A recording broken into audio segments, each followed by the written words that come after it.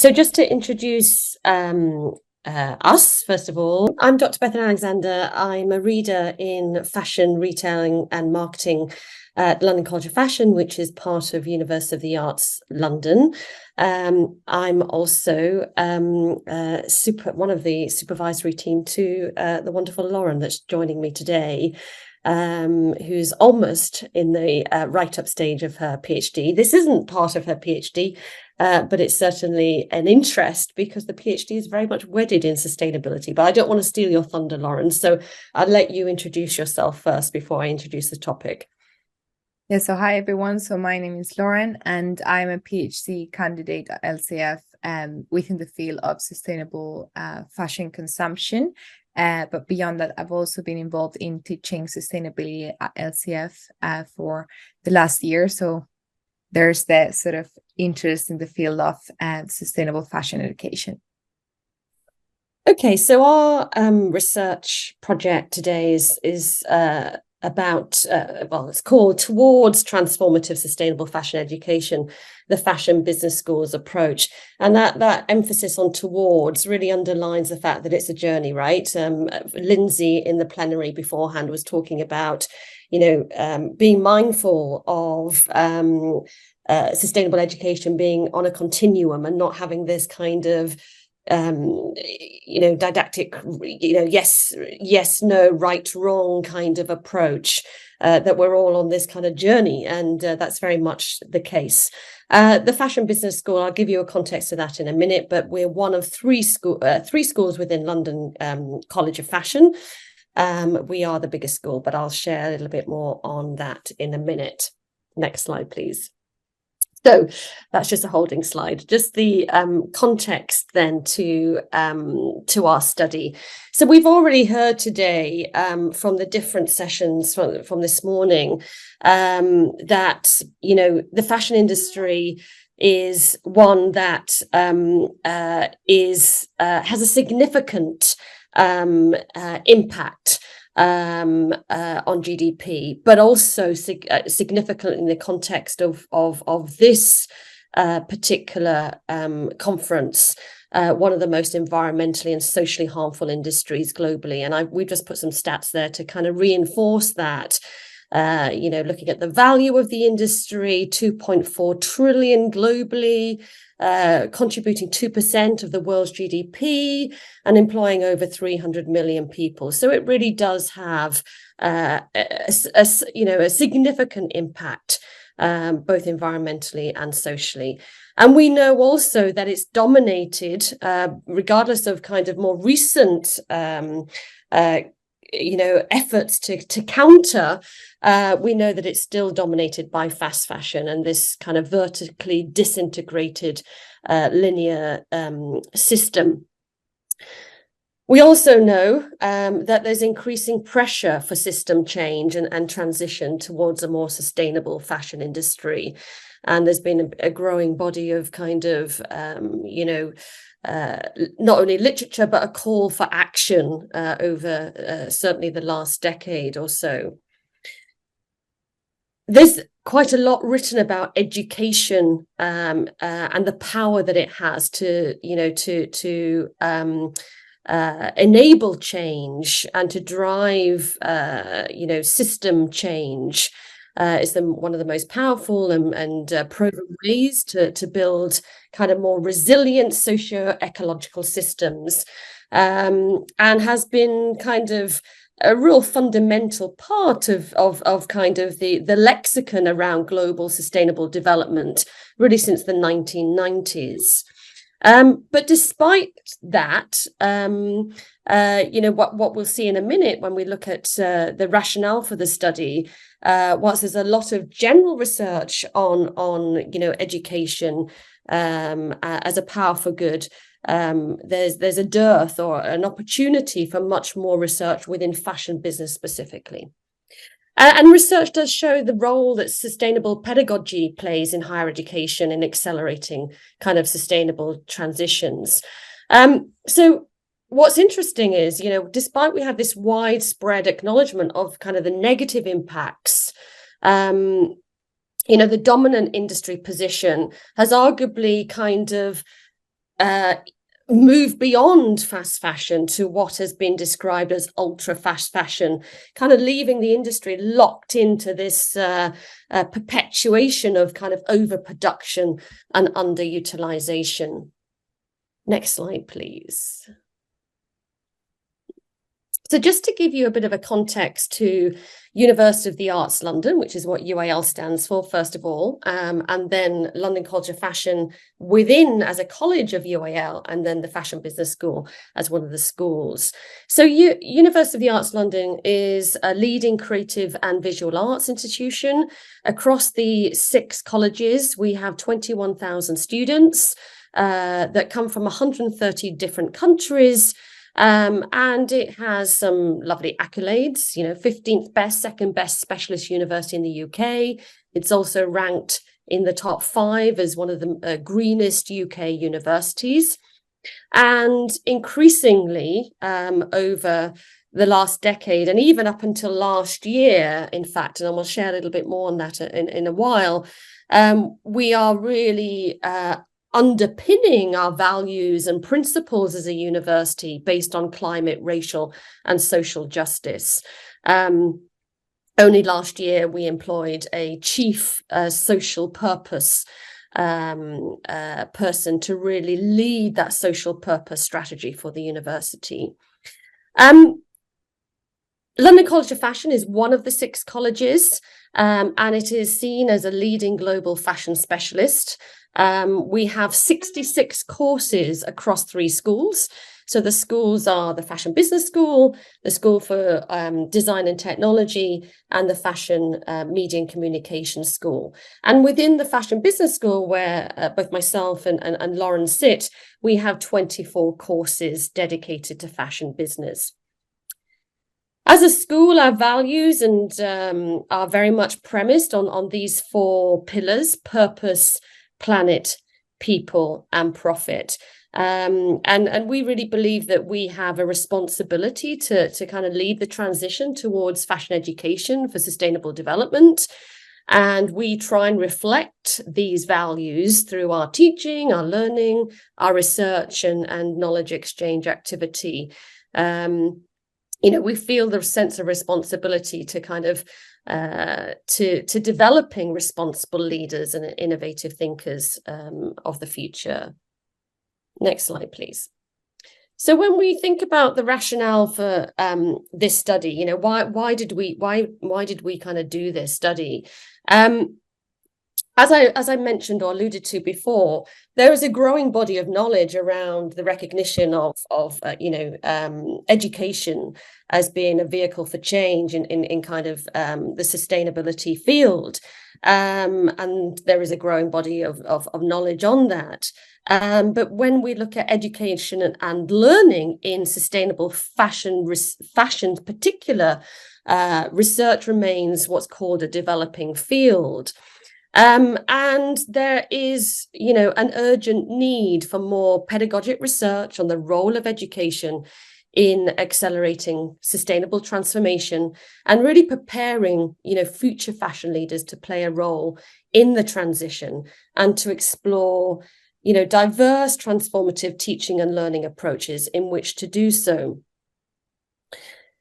Interestingly, and Lauren will be referring to it a little bit later in our literature review, our study highlights a number of kind of scholarly tensions that we came across when we were doing the literature review, and one of which kind of reinforces our rationale for this study is something that Elizabeth also mentioned in her presentation, is that the fashion business curriculum has tended to follow the dominant fashion system that I've talked about before, this focused on linear growth models or what Fletcher talks about as the economic life.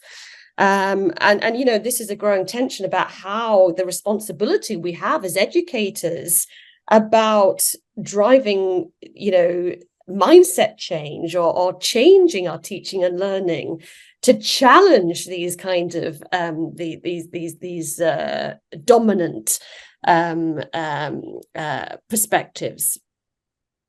So there's a growing body of evidence of education for sustainable development implementation in fashion making, in design, in consumption. But when we look at fashion business per se, the field is lacking. And therefore, we felt that we could make a valid contribution to the fashion business field specifically, not only because we are teachers and researchers in that space, but we feel therefore a duty to kind of offer some new perspectives on that. And as Langdren and colleagues says, sustainability transdisciplinary at higher education is a continuing challenge.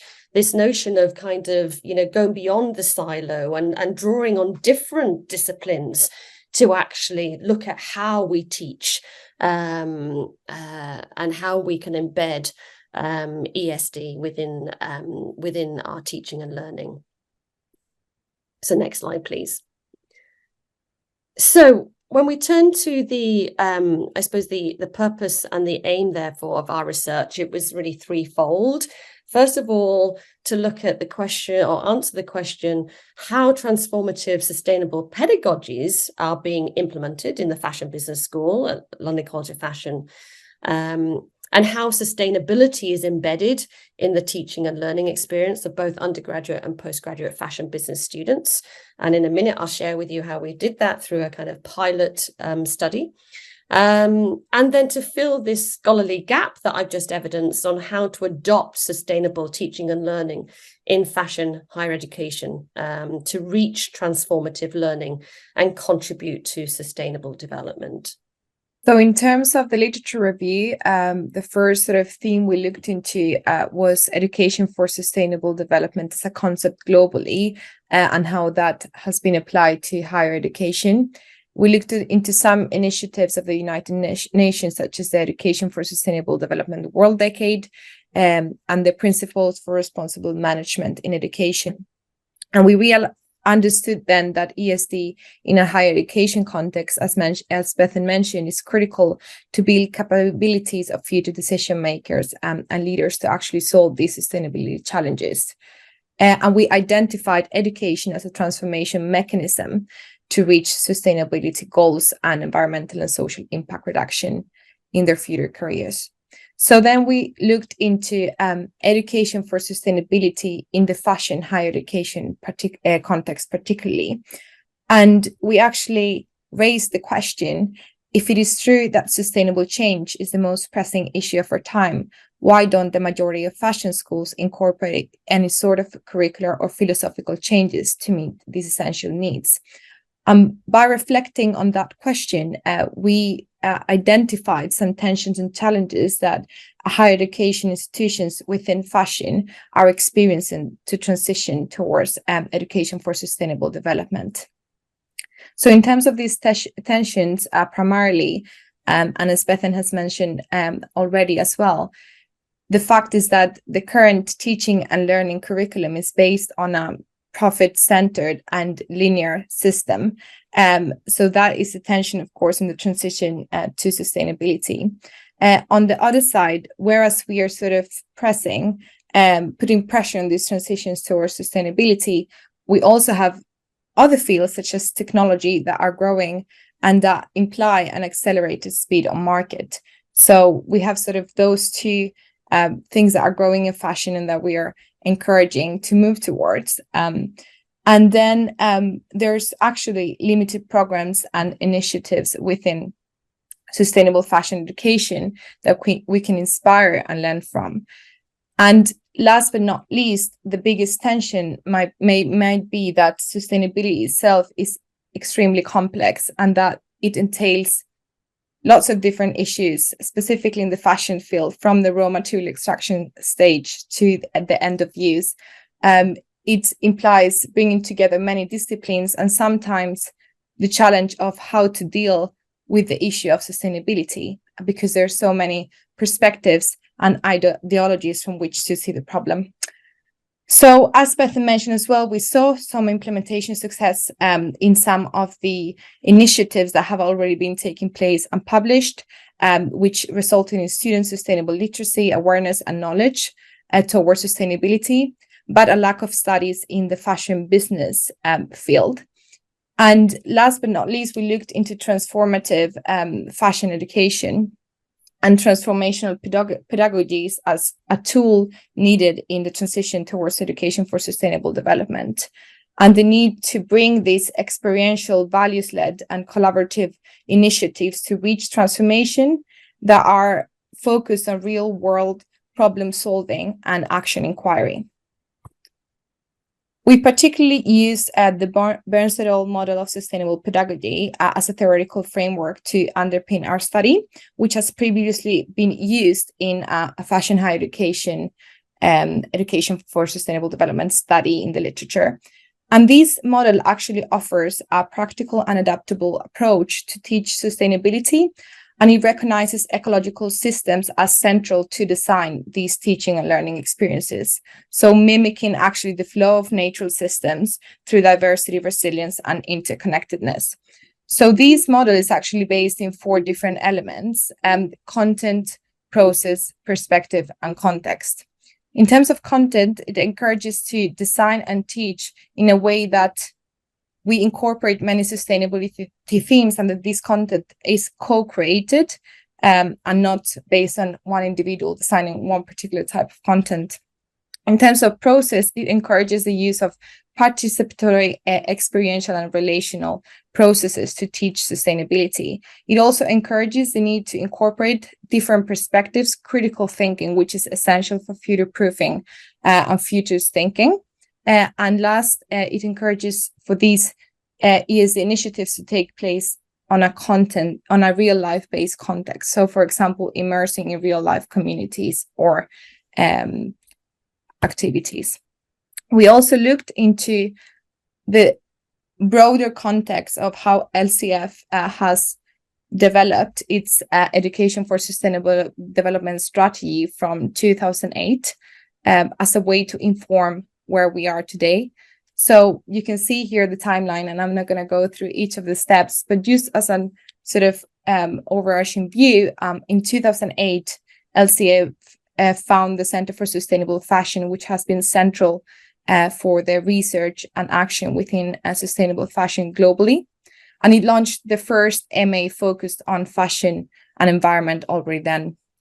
And in 2015, actually, LCF became a signatory of the PRME principles, which it has been reporting on up until today.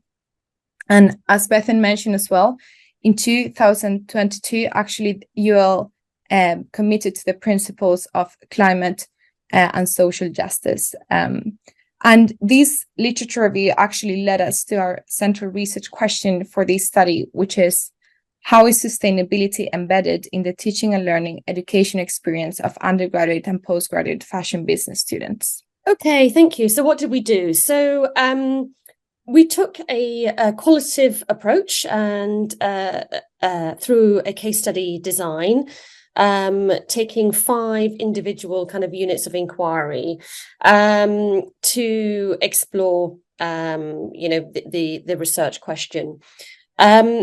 So the cases selected were from many that we could, I suppose, could have selected from. We did so because they shared similar characteristics. And as Yin kind of talks about, it's good to do more than 2 because, you can start to develop rich descriptions and look for similarities across the data set. And we obviously used the framework that Lauren's just shared with you and looked at how those 4 dimensions in Burns's framework were reflected in each of the in each of the cases. So just to tell you a little bit about those, the first case was cross school. We have a unit called Collaborative Challenge. It runs at postgraduate level. It involves 600 students, 18 courses, and we have 30 sponsored projects. So each project incorporates around 30 students. Sponsored projects are the ones that are external. We have other projects internal as well. And we selected one of these projects that was focused on design activism to build kind of sustainable futures and benefit local communities as our case study. The second one was a course that was actually designed just and launched just in September 2023, called the MA in Fashion Marketing and Sustainability. We have two cases at unit level, or you may call them modules.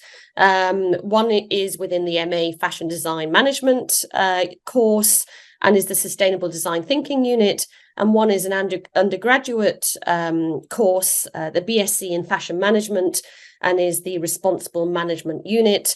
And lastly, the fifth example or case study is extracurricular. It was called the Responsible Retail Immersion, which comprised a 3-day activity, which was very much student-led, comprising a symposium, research symposium that was put on and hosted by students, field trips, and a hackathon in partnership with the YNAP sustainability team.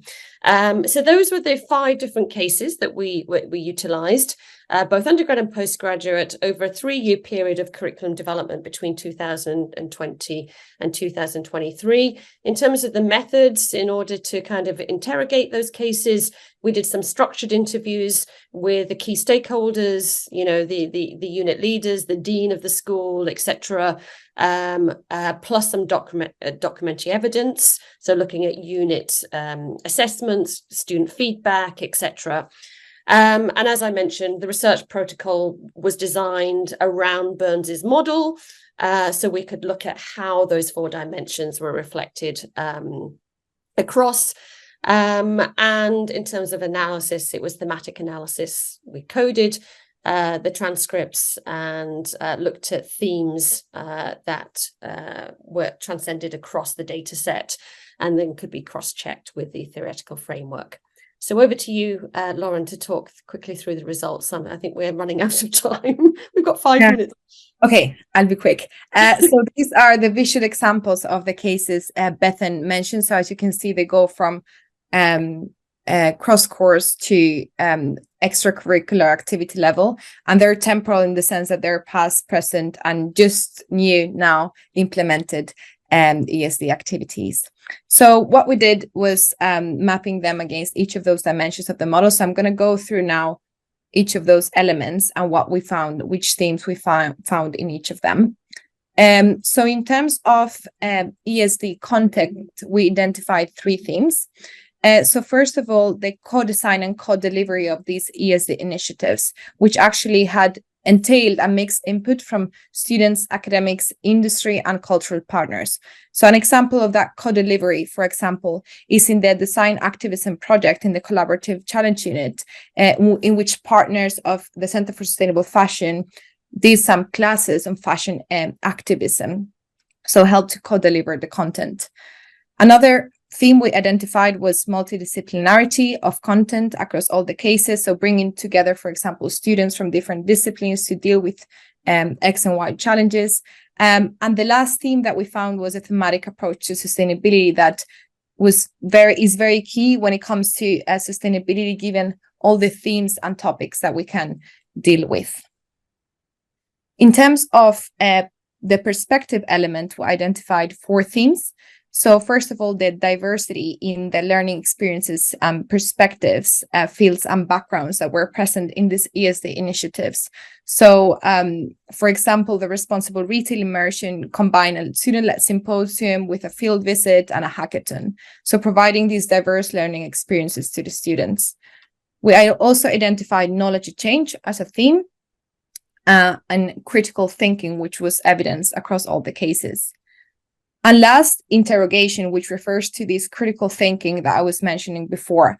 In the responsible management unit, for example, students are encouraged to critically think about the nature of fashion responsible management, because up until now it has been based on that linear and growth sort of model that we were talking about. So how can we critically question that from a sustainability lens?